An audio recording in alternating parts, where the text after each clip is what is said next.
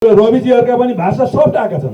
Setting त सेटिङै हो, तर राजीनामा चाहिँ दिनु पर्दैन। एमाले चाहिँ राजीनामा मागे, हामी माग्दैनौँ। किनभने 35 दिन उहाँ गृहमन्त्री हुँदाखेरि पनि त्यो अनलाइन डिजिटल मोनिटरिङ सिस्टम बिग्रेको थियो।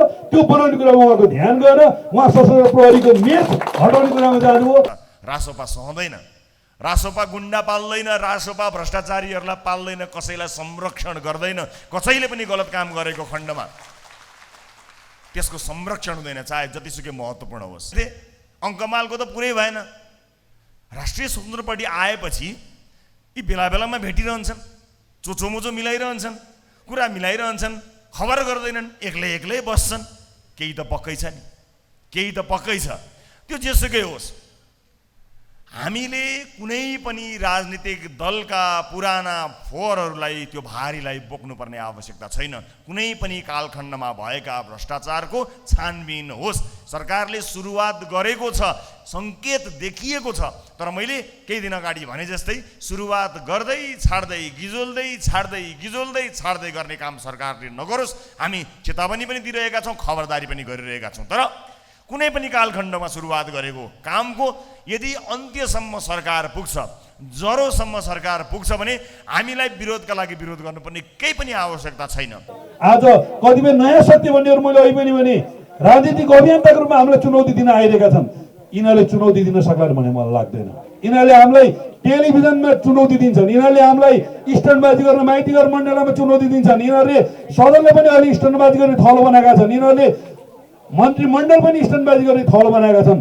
जब परिघटनाहरू निस्किन्छ, जब मैदानमा लड्ने बेला आउँछ, मैदानमा रचनात्मक र सामाजिक काम गर्ने हुन्छ, यिनीहरू कहाँ छन् थाहा छैन। उपस्थित महानुभावहरू, अहिले हामी प्रतिपक्षमा एउटा भूमिका निर्वाह गरिरहेका छौँ। एउटा नयाँ राजनीतिक दलका रूपमा यसको टिका टिप्पणी निरन्तर रूपमा भइरहेको यहाँहरूले थाहा पाइरहनु भएको छ। हामी ती सबै टिका टिप्पणीहरूको जवाब दिन भ्याउने ठाउँमा छैनौँ, किनकि हरेक टिका टिप्पणीको जवाब फर्काउन थालियो भने हामी हाम्रो मूल गन्तव्यमा पुग्नै सक्दैनौँ। त्यसको जवाब हामी एकैपटक 2084 सालमा दिने तयारीमा छौँ। एकमुष्ट जवाब, खुद्रामा होइन। यो भर्नेपछि मात्र पोखिन्छ। आफूलाई वैकल्पिक शक्ति भनेर आएका तत्त्वहरू ठुलो कराईमा उमालेको 1 लिटर दुध हो। हिट बढ्दै जाँदा उम्लिँदै जान्छ, पोखिँदै जान्छ, हिट घट्दै जान्छ, अनि त्यो 1 लिटरबाट आधा लिटर पनि बाँकी रहेछ। त्यही भएर कि त्यो सिद्धान्त के सिद्धान्त जसको भारीले एउटा दललाई, एउटा नेतालाई थिचिदिन्छ, मिचिदिन्छ, र एउटा दल अर्को दलसँग बिना सिद्धान्त, बिना आदर्श मिलिदिन्छ, र आफ्नो पार्टीको चुनाव चिन्ह हुँदाहुँदै अर्को चुनाव चिन्हमा भोट हाल भन्छ, आफ्नो पार्टीको झन्डा हुँदाहुँदै अर्को झन्डामा भोट हाल भन्छ। त्यो के विधि होला? त्यो के सिद्धान्त होला?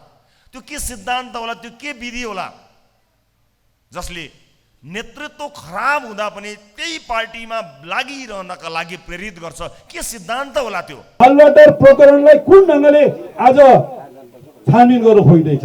यसका मुख्य दोषी क्याबिनेटबाट निर्णय गर्ने माधव नेपाल किन छानबिनको दायरामा छैनन्? बाबुराम भट्ट किन छानबिनको दायरामा छैनन्? तत्कालीन मुख्य सचिव लीलामणि पौडेल किन छानबिनको दायरामा छैनन्? प्रचण्ड र नारायण काजीजीलाई मेरो प्रश्न छ, छानबिनको दायरामा ल्याउन सक्नुहुन्छ? जुन ढङ्गले हाम्रा टिका टिप्पणीहरू भइरहेका छन्, ती सम्पूर्ण टिका टिप्पणीहरूलाई हामीले मनमा सजाएर राखेका छौँ र चित्त बुझाएका छौँ कि जुन ढुङ्गा प्रहार भइरहेको छ एउटा वृक्षमाथि, त्यो वृक्षमा फल लागेको हुनाले त ढुङ्गा हानिएको छ, फल नलागेको वृक्ष भए कसले ढुङ्गा हान्थ्यो र? हरेक कोणबाट मान्छेले लगाएका आरोप, लान्छना, हिलो धुलो, त्यसको जवाफ दिन भ्याइँदैन। हरेक गल्ली गल्लीमा मान्छेले छ्यापेका हिलोहरूको जवाफ दिएर साध्य पनि हुँदैन। तर नेपाली जनताले इमान्दारीपूर्वक सोधेको प्रश्नको जवाफ दिन हामी जहाँ खडा हुन पनि तयार छौँ। आम्ने सामने बसेर आँखामा आँखा जुदाएर शिर ठाडो पारेर यसै गरी हिँड्न सक्ने साहस चाहिँ हामी सधैँ राख्नेछौँ। अन्य दलले जस्तो हामी न भ्रष्टाचारीलाई संरक्षण गर्छौँ, न गुण्डागर्दीहरूलाई पालेर राख्छौँ। हामी 1 मिनेट पनि खर्च नगरी कारवाही गर्छौँ। नक्कली भुटानी शरणार्थी प्रकरणमा सन्देश शर्माले एउटा बयान दिएर उनले के भन्यो भने आजु देउवालाई 2 करोड दिए, मन्जु खानलाई अनामनुहरूको घरमा 6 करोड दिए भनेर भने छानबिनको दायरा आजु देउवा र मन्जु खानसम्म लाने हिम्मत छ प्रचण्ड कमरेड? नेपाली जनताको आशा र अपेक्षा, विशेष गरेर उमेर ढल्केका बाआमाहरूले आफ्नै जीवनकालमा यो देश समृद्धिको बाटोमा हिँडेको हेर्न पाउने आशा र आकांक्षालाई पुरा गर्न सक्ने टिम बन्ला कि नबन्ला भनेर बडो चिन्ता हुन्छ। म खुसी छु, म हृदय खोलेर भन्न चाहन्छु, मलाई भक्तपुरको चिन्ता छैन।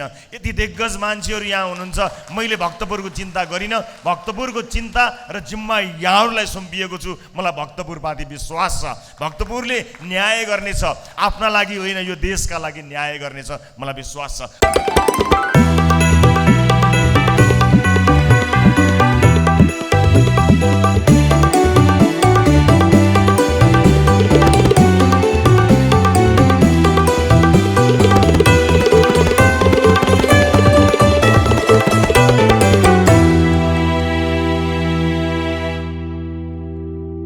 भक्तपुर आउँदा विशेष महसुस हुन्छ। भक्तपुरमा एउटा जादु नै छ। म यसभन्दा अगाडि सूर्य विनायक नगर भेलामा आउँदाखेरि पनि निर्धक्क भएको थिएँ।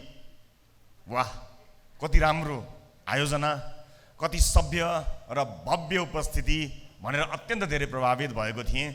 आज भक्तपुर नगर भेलामा र यो समिति, नगर समिति गठन र घोषणा कार्यक्रममा आउँदाखेरि त्यो हिजोको जुन एउटा प्रभाव थियो अझ त्यो बढेको छ।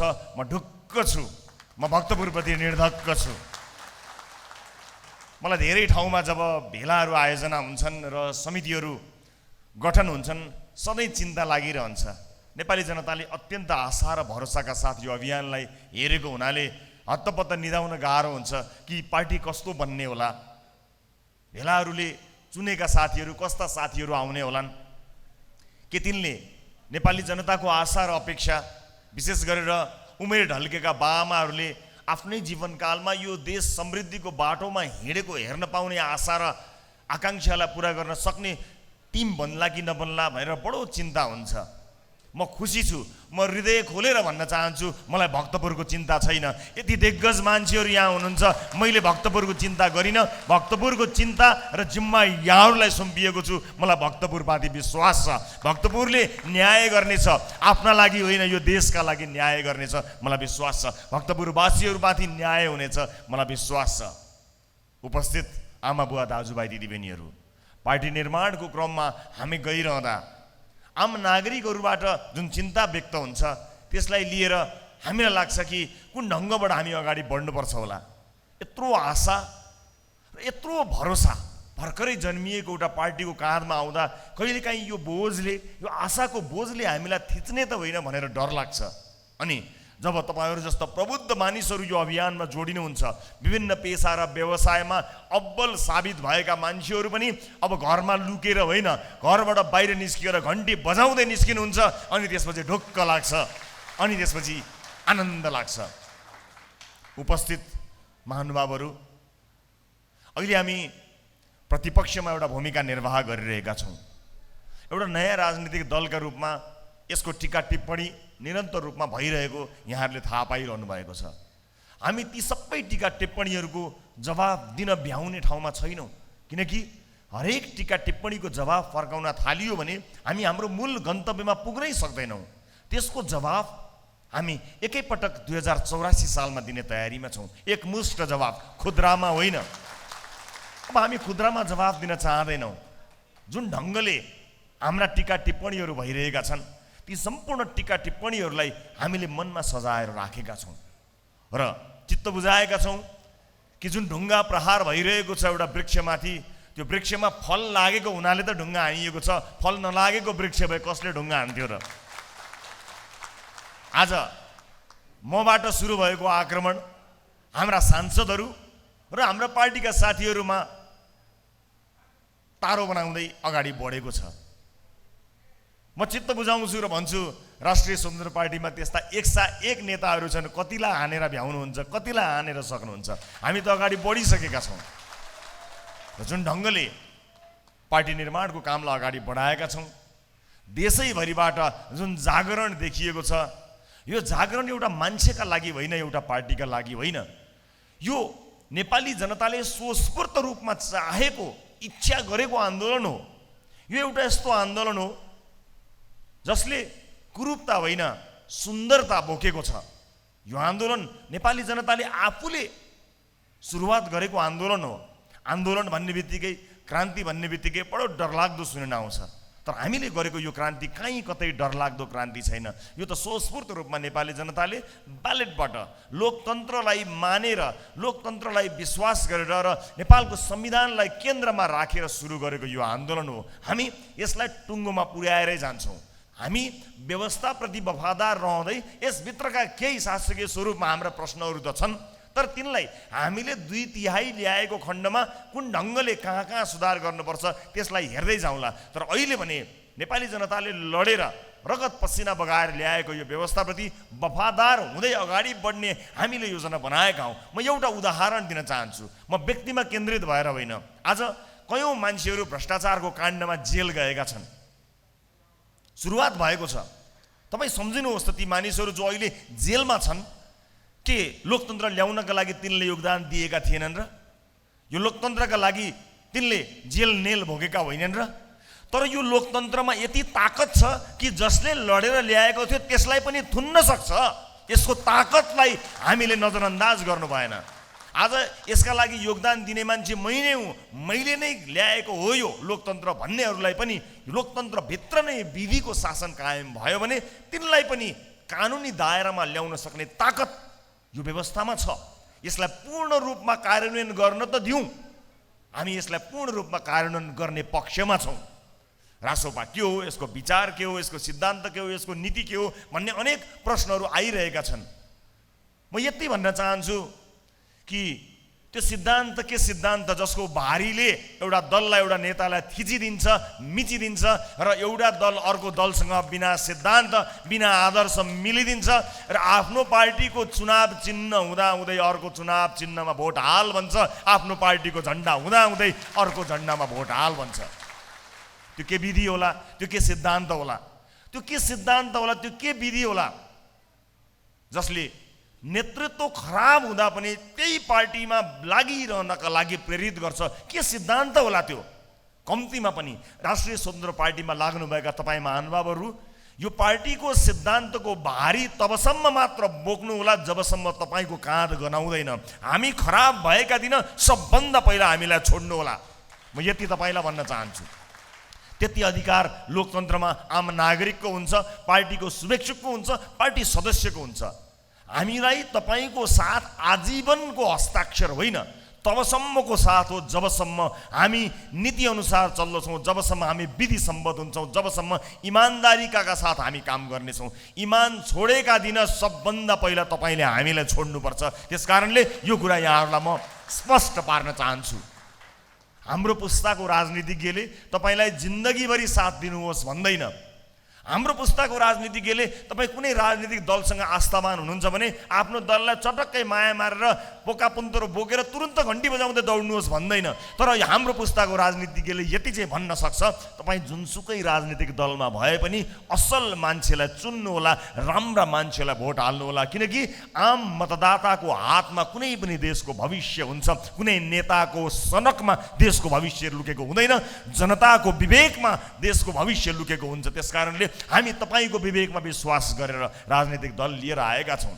त्यसैले उपस्थित आमा बुवा दाजुभाइ दिदीबहिनीहरू, आज पार्टी निर्माणको क्रममा विभिन्न समितिहरू बनिरहँदा, नगर र वडासम्म भइरहँदा हामीले यति कुरा ध्यान दिनुपर्छ कि यो यात्रामा हामीले कस्ता साथीहरूलाई जोडेर लग्यौँ, कस्ता मानिसहरू हाम्रो साथमा छन्, त्यसका आधारमा यो देशको भविष्य निर्धारण हुने हो।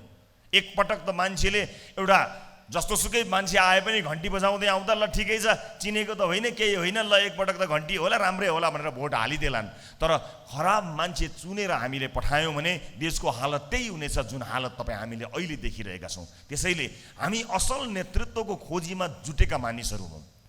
मैले पार्टीभित्र विभिन्न जिम्मेवारी लिनुभएका साथीहरूलाई भन्नै पर्ने हुन्छ। मैले यसभन्दा अगाडिको एउटा सभामा पनि भनेको थिएँ कि अहिले केही मानिसहरू अलिकति स्वार्थवश पनि पार्टीभित्र प्रवेश गरेको मैले थाहा पाएको छु। हाम्रो लागि यो कति पेचिलो बन्छ होला सम्झनुहोस् त। आज नेपाली जनताको आशा र भरोसा बनेर हामी अगाडि बढिरहँदा, नयाँ दलका रूपमा नयाँ तरिकाले इमानका साथ अगाडि बढिरहँदा कहीँ कतै मुठभेड, कहीँ कतै झैँ झगडा, पदका लागि हानथाप भएको समाचार सुन्दाखेरि हाम्रो हृदय कति दुख्छ होला। ती तमाम मानिसहरू जसले नयाँ पार्टीबाट नयाँ आशा र अपेक्षा गरेका छन्, तिनको आशा र अपेक्षामा कति ठुलो चोट लाग्छ होला, एकपटक सम्झिहेर्नुहोस् त। तर चिन्ता किन गर्न पर्दैन भने अन्य दलले जस्तो हामी न भ्रष्टाचारीलाई संरक्षण गर्छौँ न गुण्डागर्दीहरूलाई पालेर राख्छौँ। हामी 1 मिनेट पनि खर्च नगरी कारबाही गर्छौँ। हामी 1 मिनेट पनि समय लगाउँदैनौँ। गलत पात्र र प्रवृत्तिलाई कारबाही गर्न राष्ट्रिय स्वतन्त्र पार्टीलाई 1 सेकेन्ड पनि खर्च गर्नु पर्दैन, 1 सेकेन्ड पनि लाग्दैन। हामी कसैलाई पाल्नका लागि आएका होइनौँ, कसैको कुकर्मलाई भर्तेक गर्नका लागि आएका होइनौँ। हामी विधि र विधान अनुसार चल्दछौँ। तपाईँले देख्नुहोला कि हानाहान भयो, झगडा पर्यो भन्ने समाचार त तपाईँ देख्नुभयो होला, तर हानेर लाग्न पाएको छैन। कारबाहीको सुरुवात भइसकेको पनि तपाईँले देख्न जरुरी छ। राष्ट्रिय स्वतन्त्र पार्टी फरक छ। कसैले मुक्का हान्यो भने त्यसको मुक्काले अर्कोको नाक नसमाउन्जेलसम्म नाकसम्म नपुग्दै कारबाहीको पत्र गइसकेको हुन्छ। त्यति छिटो हामी कारबाहीमा अगाडि बढेका छौँ। भन्नुको अर्थ के भने राष्ट्रिय स्वतन्त्र पार्टी यस्ता किसिमका गतिविधिलाई कुनै पनि हालतमा स्वीकार गर्दैन। तर यो समाजमा यस अगाडिका राजनैतिक अभ्यासमा कयौँ साथीहरूले त्यस्तै राजनीति सिकेर आउनुभएको छ। त्यही सिकेको, त्यही जानेको, त्यही ज्ञान, त्यही सिप बोकेर रासोपामा आउने प्रयास गर्नुहुन्छ। रासोपा सहँदैन, रासोपा गुण्डा पाल्दैन, रासोपा भ्रष्टाचारीहरूलाई पाल्दैन, कसैलाई संरक्षण गर्दैन। कसैले पनि गलत काम गरेको खण्डमा त्यसको संरक्षण हुँदैन, चाहे जतिसुकै महत्त्वपूर्ण होस्। त्यसैले सुसंस्कृत राजनीतिको एउटा अभ्यासका रूपमा हामीले अगाडि बढ्नुपर्ने छ। उपस्थित दाजुभाइ दिदीबहिनीहरू, मलाई विश्वास छ यो साथ, यो समर्थन तपाईँहरूले हामीलाई निरन्तर रूपमा दिइरहनु हुनेछ।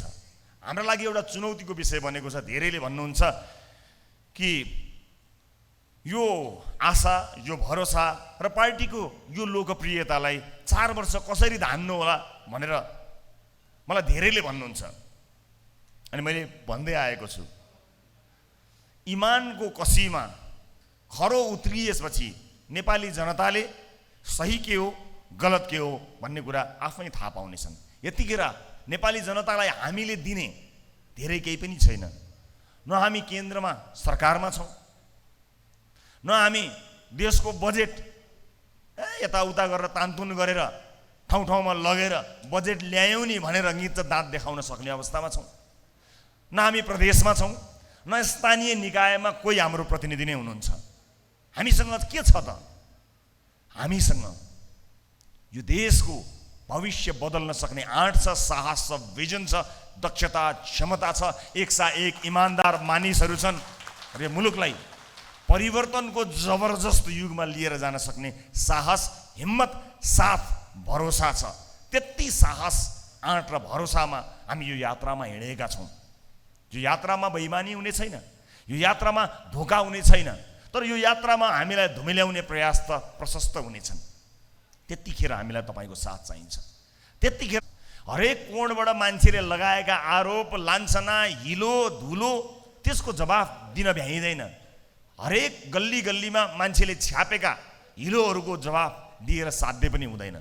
तर नेपाली जनताले इमान्दारीपूर्वक सोधेको प्रश्नको जवाफ दिन हामी जहाँ खडा हुन पनि तयार छौँ। आम्ने सामने बसेर आँखामा आँखा जुदाएर शिर ठाडो पारेर यसै गरी हिँड्न सक्ने साहस चाहिँ हामी सधैँ राख्नेछौँ। कति घटनाहरू छन् होला, कति मानिसहरू छन् होला जसको स्वागतको लागि यसरी धिमे बाजा बजाएर स्वागत गरिन्छ, हातमा फुल लिएर। कति नेता छन् होला यो देशमा, कति राजनीतिक दल छन् होला जसका नेताहरूलाई आम जनताले यति धेरै माया गरेर फुलमालाले स्वागत गरेर नाचगान गरेर बाजा बजाएर स्वागत गरिन्छ। मैले यसबाट रमाउने होइन, जिम्मेवार हुने निधो गरेको छु। यो जिम्मेवारी हो, यो सामान्य कुरा होइन। कुनै पनि राजनीतिमा लागेका मान्छेले आज गाली गलोज र अपमानित हुनुपर्ने बेलामा आशाको एउटा सानो दियो बलेको छ। त्यही दियो स्वरूप तपाईँले फुलले स्वागत गर्नुभएको छ, मालाले स्वागत गर्नुभएको छ, टोपी लगाइदिनु भएको छ, बाजा बजाइदिनु भएको छ, नाचगान गर्नुभएको छ, उत्सव मनाउनु भएको छ। यो सामान्य कुरा होइन, यो एउटा गहन जिम्मेवारी हो। उपस्थित आमा बुवा दाजुभाइ दिदीबहिनीहरू, यो जिम्मेवारी बहन गर्न सक्ने दरिलो काँध बोकेर हामी आएका छौँ। एक यो देशका धरतीपुत्रहरूलाई, धरतीपुत्रीहरूलाई, क्षमतावान मान्छेहरूलाई जोड्दै लाने अभियान स्वरूप हामी अगाडि आएका छौँ। राष्ट्रिय स्वतन्त्र पार्टी कुन पार्टीका मान्छेहरूले भरिन्छ या नयाँ मान्छेहरू मात्र हुन्छन् भन्ने कुरा महत्त्वपूर्ण होइन। राष्ट्रिय स्वतन्त्र पार्टीमा कुन कुन पार्टीबाट मान्छेहरू आए त्यो महत्त्वपूर्ण कुरा होइन।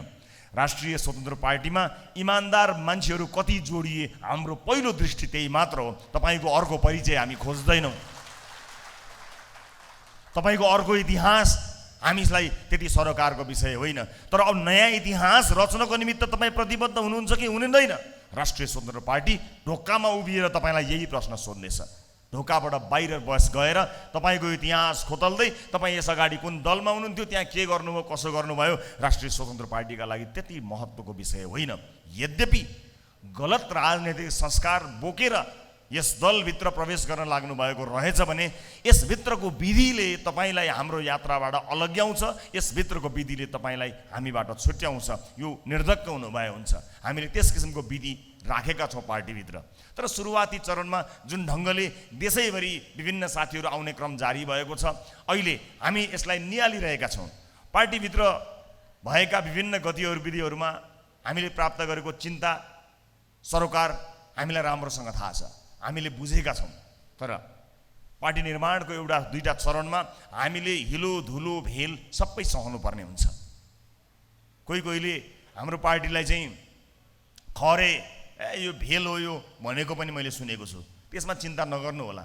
कमसेकम हामी विकृति, विसङ्गति र भ्रष्टाचारले जमेको पोखरी त होइनौँ। खहरे भए पनि हामी बगी त रहेका छौँ नि। बस यसमा निर्धक्क हुनुभए हुन्छ, पिन्ता उघाल्नु पर्दैन। र हामी त्यसरी जम्न पनि दिँदैनौँ। यहाँहरूलाई थाहा छ, कुनै पनि घटनाहरू हुने बित्तिकै, गलत क्रियाकलाप हुने बित्तिकै पार्टीले तुरुन्त त्यसमा छानबिन गर्छ र तुरुन्तै कसैलाई नकुरिकन तुरुन्तै यसमा एक्सन लिन्छ। यहाँहरूले थाहा पाउनु भएकै कुरा हो। अब बाँकी रह्यो भक्तपुरको कुरा। भक्तपुरले धेरै मानक स्थापित गरिसकेको छ। यसको सुन्दरता, यसको आत्मीयता, यसको भाइचारा उदाहरणीय बनेको छ। अघिल्लो पुस्ताका नेताहरूले देशलाई सिङ्गापुर बनाउँछु भन्थे, देशलाई भक्तपुर बनाउन पाइयो भने पनि धेरै राम्रो हुनेछ। भक्तपुरले त्यस्तो मानक सेट गरिसकेको छ। तर त्यसभित्र एउटा सुसंस्कृत राजनीतिको अभ्यास गर्दै हामी सिक्दै र सिकाउँदै अगाडि बढ्ने यात्रामा आएका छौँ। मलाई विश्वास छ जुन ढङ्गका साथीहरू, जुन स्थानबाट आएर साथीहरू यो यात्रामा जोडिनु भएको छ, यो आफैमा फेरि एउटा थप उदाहरण बन्नेछ मैले विश्वास लिएको छु। म भक्तपुरलाई देशका विभिन्न ठाउँमा जाँदा नै उदाहरणीय भन्न सकौँ त्यो आशा र अपेक्षाका साथ आज यहाँ आएको छु। दोस्रो पटकको मेरो यो भेलामा सम्बोधन गरिरहँदा, दोस्रो पटक औपचारिक रूपमा पार्टीको कार्यक्रममा आइरहँदा त्यो प्रभाव महसुस तपाईँहरूले गराउनु भएको छ। म यसको निरन्तरताको अपेक्षा पनि गर्छु र यहाँहरूले त्यसलाई निरन्तरता दिनुहुन्छ भन्ने कामना पनि गर्न चाहन्छु। उपस्थित आदरणीय साथीहरू, आजै म आफ्नो निर्वाचन क्षेत्रमा पनि जाने कार्यक्रम छ भन्ने कुराहरू धेरै थिए। तर म राष्ट्रिय राजनीतिका केही कुराहरू यहाँहरूलाई बताउन चाहन्छु कि हामीलाई कहिले कुन दलको पछि लाग्यो, कहिले कुन दलको पछि लाग्यो, कहिले सत्ता लिप्सामा लाग्यो भनेर बारम्बार भन्दै आएको यहाँहरूले देख्दै आउनुभएको छ। राष्ट्रिय स्वतन्त्र पार्टी कुनै दलको पछि लाग्नुपर्ने पार्टी होइन। विभिन्न दलका आफ्ना मुद्दाहरू होलान्, उहाँहरूका आफ्ना बार्गेनिङहरू होलान्, उहाँहरूको आफ्नो कुरा मिलाउनु पर्ने कुरा होला। हामीलाई कसैसँग मिल्नुपर्ने आवश्यकता छैन। नेपाली जनताको भारी, नेपाली जनताले दिएको जिम्मेवारीको भारी बाहेक हामीले कुनै दलको व्यतिथिको भारी बोक्नु पर्दैन। यहाँहरू ढुक्क हुनुभए हुन्छ। हामीलाई कसैको भारी बोक्न जरुरी छैन। हामी आफ्ना मुद्दाहरूमा अगाडि बढिरहेका छौँ। तर मलाई कहिलेकाहीँ अचम्म लाग्छ, यी दलहरू जो एकअर्काको अनुहार हेर्न मान्दैनथे, एकअर्कासँग महिनौसम्म बोलचाल गर्दैनथे, मुन्टो बटारेर हिँड्थे, भेटघाट त पर जाओस् हाई हेलो नमस्तेसम्म गर्दैनथे, अङ्कमालको त पुरै भएन। राष्ट्रिय स्वतन्त्र पार्टी आएपछि यी बेला बेलामा भेटिरहन्छन्, चोचोमोचो मिलाइरहन्छन्, कुरा मिलाइरहन्छन्, खबर गर्दैनन्, एक्लै एक्लै बस्छन्। केही त पक्कै छ नि, केही त पक्कै छ। त्यो जेसुकै होस्, हामीले कुनै पनि राजनीतिक दलका पुराना फोहोरहरूलाई, त्यो भारीलाई बोक्नुपर्ने आवश्यकता छैन। कुनै पनि कालखण्डमा भएका भ्रष्टाचारको छानबिन होस्। सरकारले सुरुवात गरेको छ, सङ्केत देखिएको छ। तर मैले केही दिन अगाडि भने जस्तै सुरुवात गर्दै छाड्दै, गिजोल्दै छाड्दै, गिजोल्दै छाड्दै गर्ने काम सरकारले नगरोस्। हामी चेतावनी पनि दिइरहेका छौँ, खबरदारी पनि गरिरहेका छौँ। तर कुनै पनि कालखण्डमा सुरुवात गरेको कामको यदि अन्त्यसम्म सरकार पुग्छ, जरोसम्म सरकार पुग्छ भने हामीलाई विरोधका लागि विरोध गर्नुपर्ने केही पनि आवश्यकता छैन। हामी हेरिरहेका छौँ नजिकबाट। सुनकाण्ड, क्विन्टलका क्विन्टल सुन आएको जुन विषय छ, हामीले भन्यौँ सरकारले चित्तबुद्ध जवाफ दिनुपर्ने भयो। सरकारले चित्तबुद्ध जवाफ दिएन भने हामी त्यसमा कुन ढङ्गले प्रतिकार गर्छौँ त्यसको लागि हामी कुरेर बसिरहेका छौँ। हामी हेरिरहेका छौँ नजिकबाट सरकारलाई। आश्चर्य लाग्दो कुरा छ, जुन भारी बोकेको ट्याक्सी बाटोमा समाइयो, त्यो ट्याक्सीले त्यो सुन त आफ्नो मालिकसम्म लग्थ्यो होला नि, त्यो गन्तव्यमा कहीँ जाँदै थियो होला। अनि जसले सूचना दियो, त्यो सूचना दिने मान्छेले ट्याक्सी चाहिँ त्यहाँसम्म गएको छ है, बाटोसम्म मात्र छ, त्योभन्दा बढी सूचना दिन्न भनेर त पक्कै पनि भागेन होला। यहाँबाट सुनाएको छ, यहाँबाट त्यहाँ जान्छ, त्यसरी लान्छ र त्यसले त्यहाँ पुर्याउँछ त भनेको होला। सूचना दिनेले छुसुक्क यति मात्र सूचना दिएर त भाग्दैन होला। भनेपछि बीच बाटोमा सम्मको खबर पाउनेले, भरिया समाउन सक्नेले मालिकसम्म किन पुगेन होला? हामी मालिक कुरेर बसेका छौँ। हामी मालिक हेर्न बसेका छौँ, कुरेर बसेका छौँ कि सुनको मालिक चाहिँ को रहेछ, त्यो मालिकसम्म पुगोस्। जुन ढङ्गले सुन आएको छ त्यो हेर्दा त मालिक सानोतिनो मालिक त होइन, धेरै ठुलो मालिक जस्तो लागेको छ। अब यो धेरै ठुलो मालिक देख्ने बित्तिकै फेरि अर्को फाइल खोल्नतिर लाग्ने हो कि? मलाई कता कता शङ्का लागेको छ।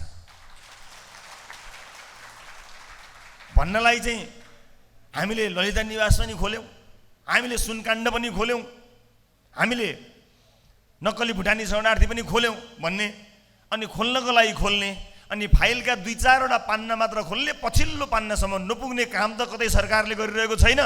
खबरदार, राष्ट्रिय स्वतन्त्र पार्टी नजिकबाट सबै चिज हेरिरहेको छ र कुनै पनि काण्डको जरासम्म नपुगिन्जेलसम्म संसदमा पनि थरो रूपमा उपस्थित हुन्छ, आवश्यक परे जनमानसमा पनि खरो रूपमा उपस्थित हुन्छ।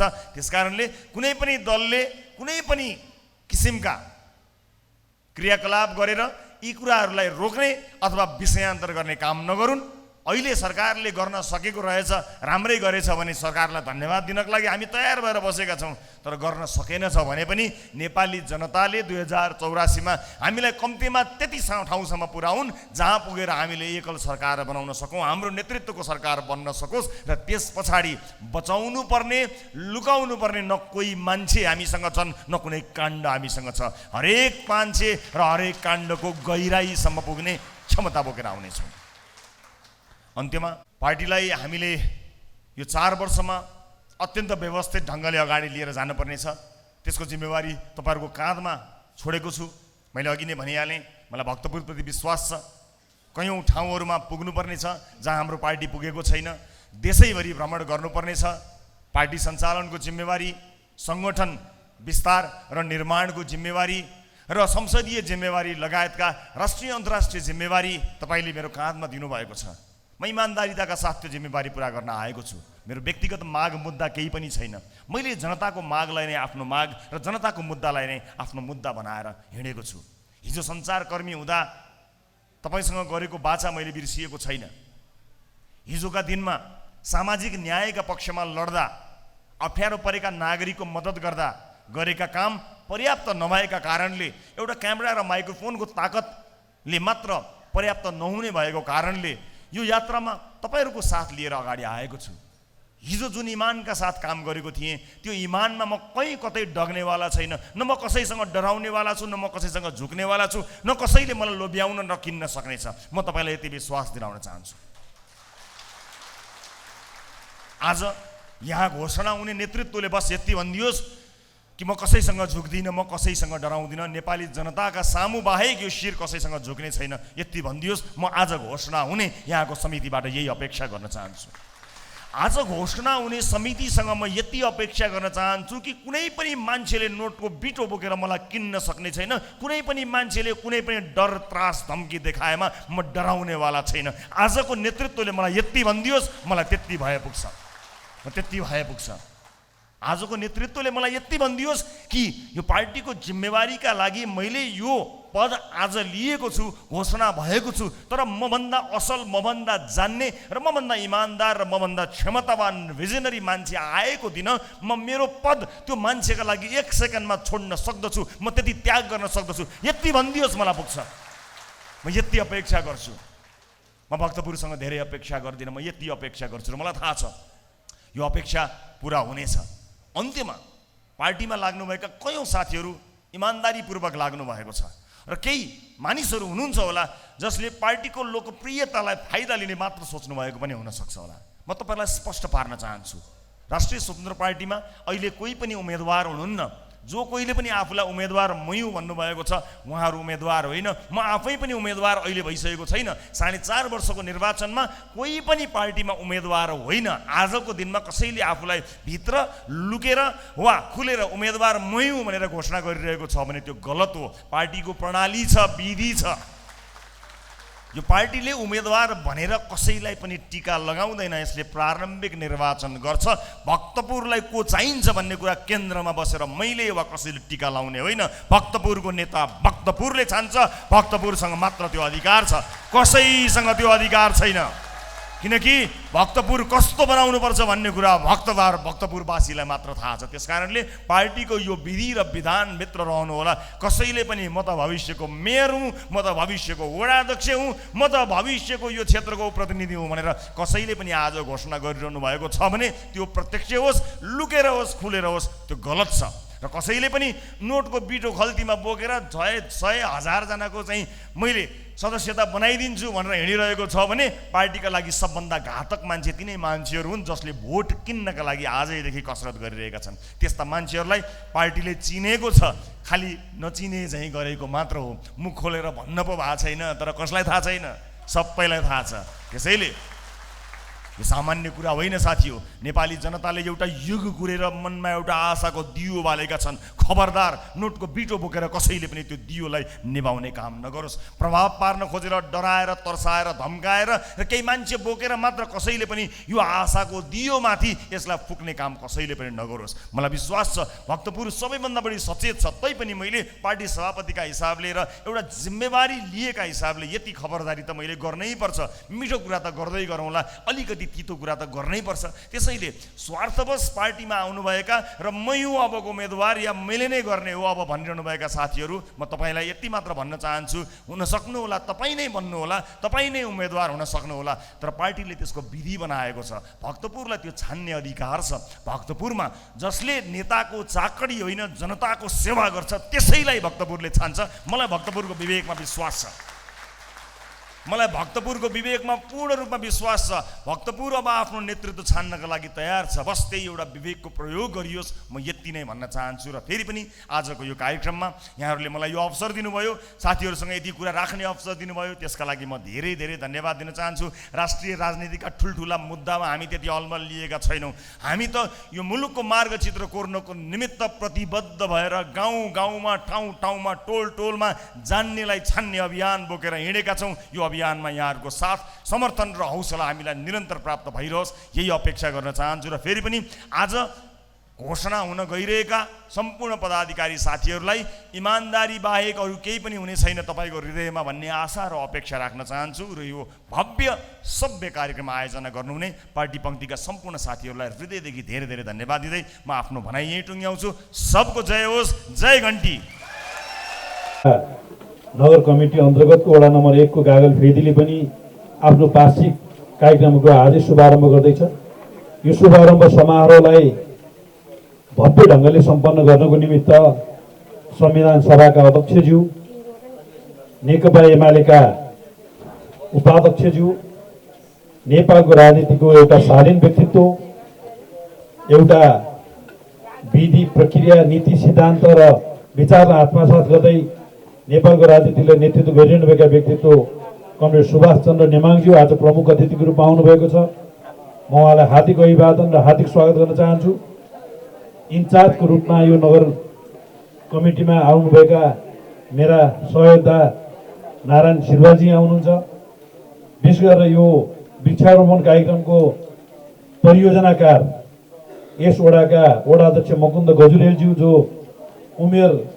युवा उमेर कटे पनि एकदम नवयुवा जस्तो जोस जाँगर ऊर्जा बोकेर आउनु भएको छ। यहाँ धेरै नयाँ साथीहरू हुनुहुन्छ, युवा सङ्घका पदाधिकारी हुनुहुन्छ, आमा दिदीबहिनी हुनुहुन्छ। यहाँहरू सबैलाई हार्दिक न्यानो जुझारु अभिवादन गर्न चाहन्छु। हामी नेपालको राजनीतिक परिवर्तनमा अब्बल छौँ, अब्बल हुनेछौँ, भोलिका दिनमा पनि हुनेछौँ। हिजो पञ्चायतका कालरात्रिहरूमा कमरेड केपी शर्मा ओलीजी 14 वर्ष जेल बस्नुभयो। कमरेड सुभाष नेमाङजीहरूले परिवर्तन निमित्त बलिदान दिनुभयो। जब परिवर्तन भयो त्यो परिवर्तन पछाडि हाम्रो परिवर्तनलाई समाप्त गर्नको निमित्त साम्राज्यवादी शक्तिहरूले अनेक खालका एनजिओहरू खडा गरेर पठाए। त्यो एनजिओहरू कम्युनिस्ट पार्टीले खान आएका थिए, तर नेकपा एमाले यति बलियो थियो कि त्यो कम्युनिस्ट पार्टीले खान आएको एनजिओ नै खाइदियो। त्यस पछाडि माओवादीले जनयुद्ध सुरु गर्यो। उसले जनयुद्ध सुरु गर्दा सामाजिक न्यायको कुरा गर्यो। सामाजिक न्यायको कुरा गर्दै ऊ सामाजिक फाँसीवादमा फस्यो। उसले कम्युनिस्ट पार्टीको अधिनायकत्व कुरा गर्यो। त्यसो गर्दा गर्दै ऊ आफ्नो निरङ्कुश अधिनायकवादी शैली स्थापित गर्ने कुरामा गयो। उनले संसदीय व्यवस्थाको विरोध गर्यो। खसीको टाउको देखेर सुँगुरको मासु बेच्ने व्यवस्था अथवा कुकुरको मासु बेच्ने व्यवस्था भन्यो। तर आज सबभन्दा धेरै खसीको टाउको देखाएर कुकुरको मासु प्रचण्ड कमरेडर खाइरहेको अवस्था हामीले देखिरहेका छौँ। त्यो दौरानमा विभिन्न खालका मानव अधिकार कर्मीहरू जन्मे। ती मानव अधिकार कर्मीहरू कम्युनिस्ट पार्टीलाई समाप्त गर्ने योजनाका साथ लागे र ती मानव अधिकार कर्मीहरूले पनि ब्यालेन्समा राख्ने काम कम्युनिस्ट पार्टीले गर्यो नेपालमा। त्यस पछाडि माओवादीले बिगारेको त्यो समाजभित्र शाही शासन सुरु हुने स्थिति बन्यो। फेरि निरङ्कुशता आउने स्थिति बन्यो। त्यतिखेर अनेक खालका राजनीतिक कर्मीहरू, नागरिक समाजहरू आए। ती नागरिक समाजहरू जसरी हिजो एनजिओ आएको थियो, मानव अधिकार कर्मीहरू आएका थिए, ती अनेक ठाउँबाट मिसन बोकेर परिचालित थिए भन्ने हाम्रो निष्कर्ष थियो।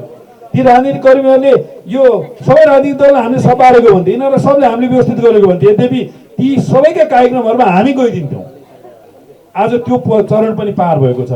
आज विभिन्न अभियन्ताका नाउँमा फेरि एउटा नौटङ्की नेपालमा सुरु हुन थालेका छ। त्यो अभियन्ताहरू स्वतन्त्रका नाउँमा स्वतन्त्र पार्टी खोलेर अनेक गरेर पार्टी खोल्न थालेका छन् र उनीहरू आज कुन मिसनबाट परिचालित छन् भन्ने कुरो देखिँदैछ। कोही जातीय विभेद मचाउन खोज्दैछन्, कोही धार्मिक विभेद मचाउन खोज्दैछन्, कोही जनताको बिचमा अनेक खालको असमझदारी फिर्जाउन खोज्दैछन् र पुराना दलहरू बेठिक हुन हामी ठिक हौँ भन्ने मानक स्थापित गर्न खोज्दैछन्। यो कुरालाई ध्यान दिएर राष्ट्रिय सङ्घ नेपालले एउटा अभियान चलाएको छ। नेपालका 4वटा शीर्ष नेताहरूलाई सम्मान गर्दै, कम्युनिस्ट नेताहरूलाई सम्मान गर्दै हामीले यो अभियान चलाएका छौँ। कमरेड केपी शर्माले आज समृद्ध नेपाल र सुखी नेपालीको राष्ट्रिय अभियन्ता हो। उहाँको त्यो अभियानलाई साथ दिँदै राष्ट्रिय सङ्घ नेपालले उहाँको जन्मोत्सवको सेरोफेरोमा महाधिवेशन गर्यो र आज देशभरि समृद्ध नेपाल र सुखी नेपालीको एउटा अभियान चलाउने सङ्कल्पका साथ राष्ट्रिय सङ्घ नेपाल मैदानमा गएको छ। त्यसै गरी कमरेड पुष्पलाल श्रेष्ठ उहाँको स्मृति दिवसको सन्दर्भमा आज वृक्षारोपणको अभियान हामीले देशभरि चलाउँदैछौँ।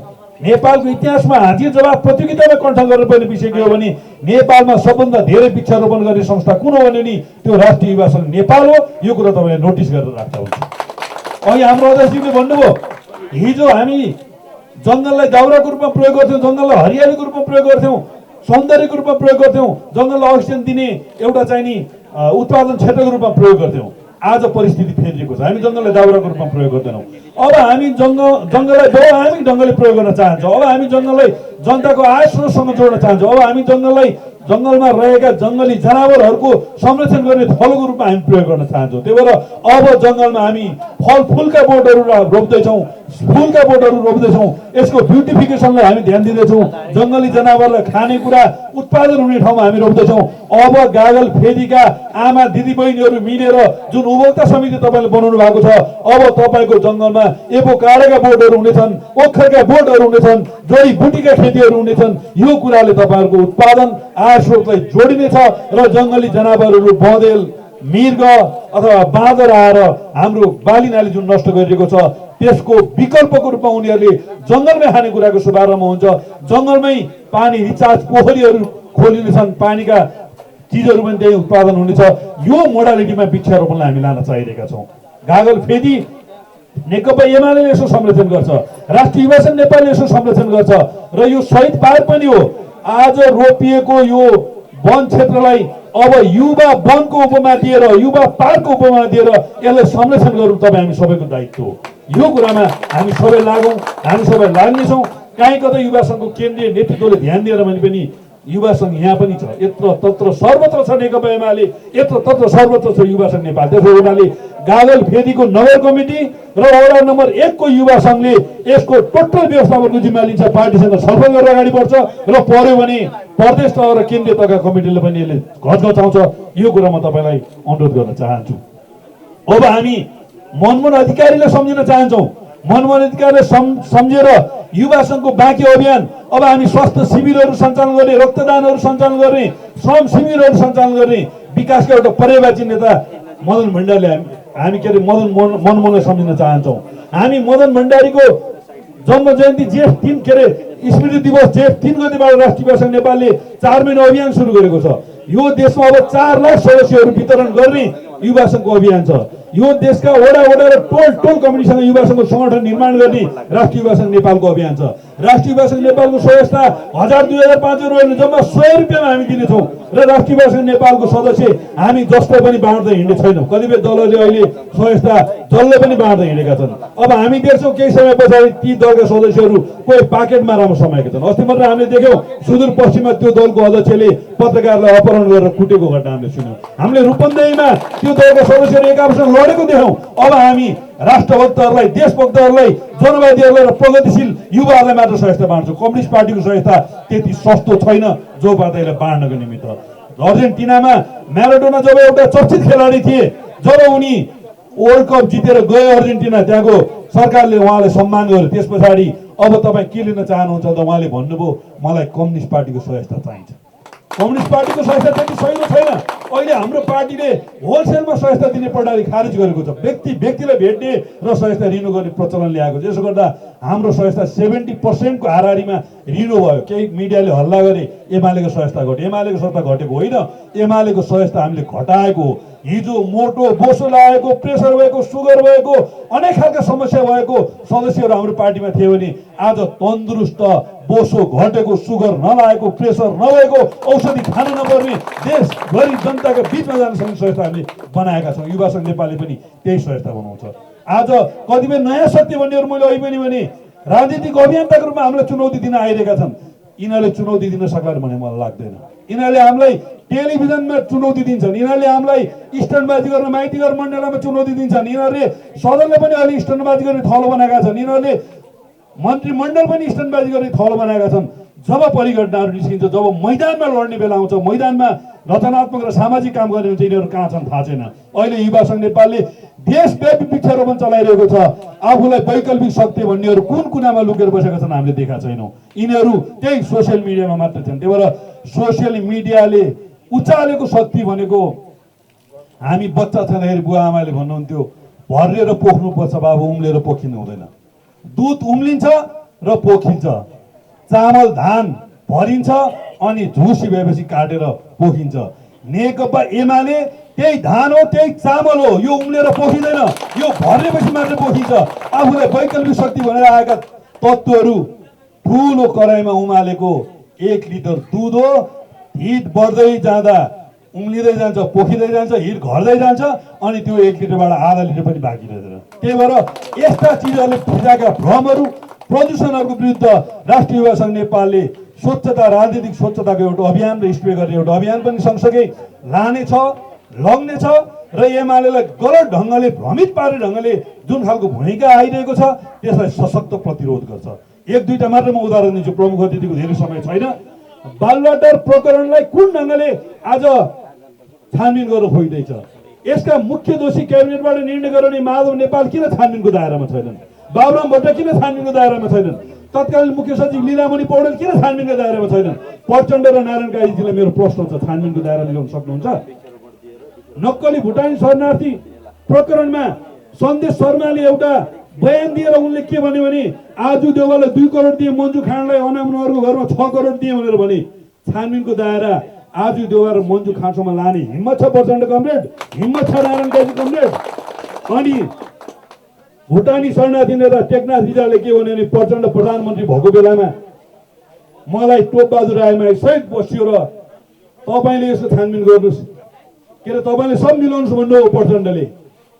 लहरो तान्दा पहरो आउँछ, प्रचण्डलाई छानबिन गर्यो तपाईँको हैसियत छ नारायण काजी कमरेड? अनि अहिले सुन प्रकरण कुनै प्रचण्डजी, नारायण काजीजी अथवा रामशरण महतले समातेको होइन। 155 किलो सुन एक पटक मात्र होइन 22 पटक गयो भन्ने अनुमान गरिँदैछ र त्यो ट्याक्सी सिना मगलमा ट्याक्सी ड्राइभरको हातबाट समाइएको छ। अनि त्यसमा दोषी बनिएको मान्छे एक पटक होइन 222 पटक हङकङ गएको छ। एउटा व्यक्ति 222 पटक एउटा तस्कर एयरपोर्टबाट जान्छ अनि गृहमन्त्री बेखबर हुन्छन् 1 वर्षमा। अनि उनको घरमा छापा मारिन्छ कहिले भन्दा 15 दिन पछाडि। अनि उनका बाउ छोरै दिल्ली गइसके, राकेशबाट रोहन नाम राखेर। अनि 65 प्याकेट ब्रेक्सो फेला बसेर त्यसमा भएको सुन सबै निकालेर रिप्याक गरिएको हुन्छ। 1 वर्षदेखि अनलाइन डिजिटल मोनिटरिङ सिस्टम भन्ने जो केपी ओली सरकारले 75 सालमा सुरु गरेको थियो 1 वर्षदेखि बिगारिएको छ। त्यो मन्त्रीको कोठादेखि, सचिवको कोठादेखि, प्रहरीका आइजिपीहरूका कोठादेखि, भन्सारका महानिर्देशकको कोठादेखि सम्बन्धित भन्सार कार्यालयका प्रमुखका कोठासम्म त्यो मोनिटरिङ सिस्टम फिट थियो। त्यो दबाइएको छ, त्यो लुकाइएको छ। त्यही बेला रविजीहरूका पनि भाषा सफ्ट आएका छन्। सेटिङ त सेटिङै हो, तर राजीनामा चाहिँ दिनु पर्दैन। एमाले चाहिँ राजीनामा हामी माग्दैनौँ, किनभने 35 दिन उहाँ गृहमन्त्री हुँदाखेरि पनि त्यो अनलाइन डिजिटल मोनिटरिङ सिस्टम बिग्रेको थियो। त्यो बनाउने कुरामा उहाँको ध्यान गएर उहाँ सशस्त्र प्रहरीको मेच हटाउने कुरामा जानुभयो। उहाँ भिआइपीबाट एयरपोर्ट जाँदाखेरि उभिउभी फोटो खिचेर स्ट्यान्डबाजी गर्न थाल्नुभयो। आज ओम्नी काण्ड, हावादारी काण्ड।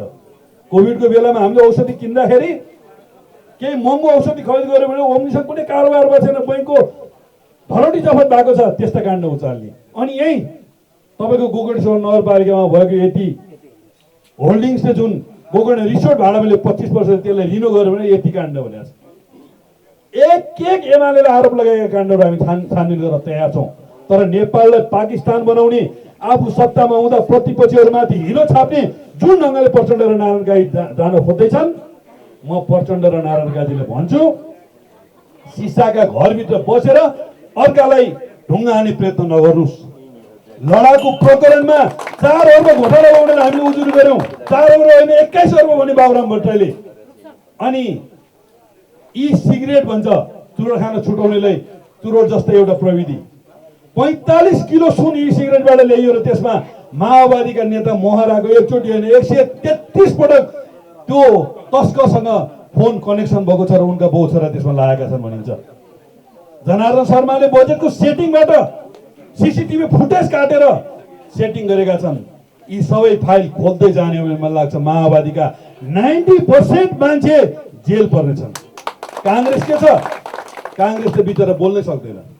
बालकृष्ण खाँडा निलम्बन गरौँ भनेर बिचरा गगन थापा र विश्व प्रकाशजीहरूले बोल्नुभयो। गगन थापा र विश्व प्रकाशलाई त लालीपप र आइसक्रिम खाने शेरबहादुरहरूले बिचरा बनाइदिए।